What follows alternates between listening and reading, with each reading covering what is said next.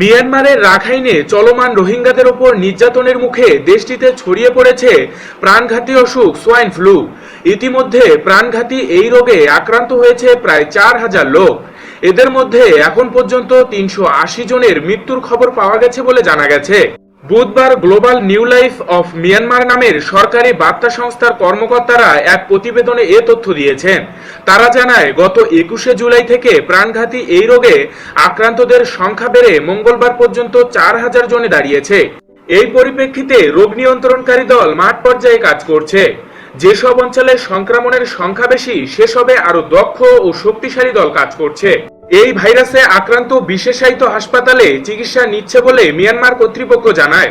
দেশটির স্বাস্থ্য ও ক্রীড়া মন্ত্রণালয় থেকে বলা হয়, মূলত ইয়াঙ্গুন, ওয়ারওয়াডি ও বাগু এলাকায় বেশি লোক মারা গেছে। অসুস্থ অনেকের অবস্থার উন্নতি হওয়ায় তাদের স্বাস্থ্যকেন্দ্র থেকে ছেড়ে দেওয়া হয়েছে। প্রসঙ্গত 2009 সালে প্রথম এই রোগটি মিয়ানমারে দেখা যায়। এরপর 2016 সালেও এই রোগে আক্রান্ত হয়েছিল অনেকেই।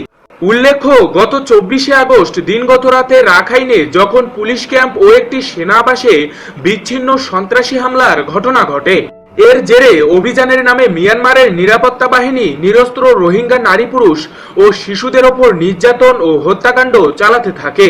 ফলে লাখ লাখ মানুষ সীমান্ত পাড়ি দিয়ে বাংলাদেশের নিরাপদ আশ্রয়ের জন্য চলে আসেন। জাতিসংঘ ও আন্তর্জাতিক অভিবাসন সংস্থা IMO বলেছে, সহিংসতায় শিকার হয়ে এখন পর্যন্ত বাংলাদেশে পালিয়ে আসা রোহিঙ্গার সংখ্যা প্রায় 4.25 লাখ।